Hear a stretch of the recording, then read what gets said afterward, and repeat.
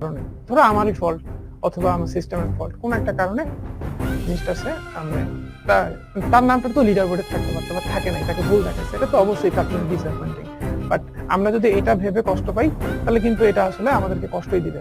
তোমাদেরকে একটা গল্প শোনাইছিলাম না, হ্যাপিনেসটা আসলে নিজের মধ্যে।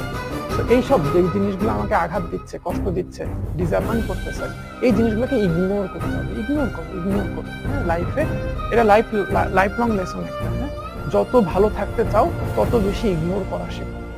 আশেপাশের পরিবেশ তোমাকে কষ্টই দিবে, কাছের মানুষজন কষ্ট দিবে, বন্ধু বান্ধব কষ্ট দিবে, দূরের লোকজন কিন্তু কষ্ট দেয় না, কষ্ট দেয় কাছের লোকজন। এগুলোকে ইগনোর করতে শিখতে হবে। যত বেশি ইগনোর করতে পারবা, যত আগের থেকে ইগনোর করা শিখবা, তত বেশি তোমার মধ্যে ম্যাচুরিটি কাজ করবে। আশেপাশের পরিবেশ ততই তোমাকে কষ্ট দিতে কম পারবে। ঠিক আছে, হ্যাপিনেস খুঁজতে হবে নিজের মধ্যে। ঠিক আছে, নিজের মধ্যে হ্যাপিনেস খুঁজতে হবে। বলছিলাম না যে একটা লোক অন্ধকারের মধ্যে একটা হীরার আংটি হারায় ফেলছে,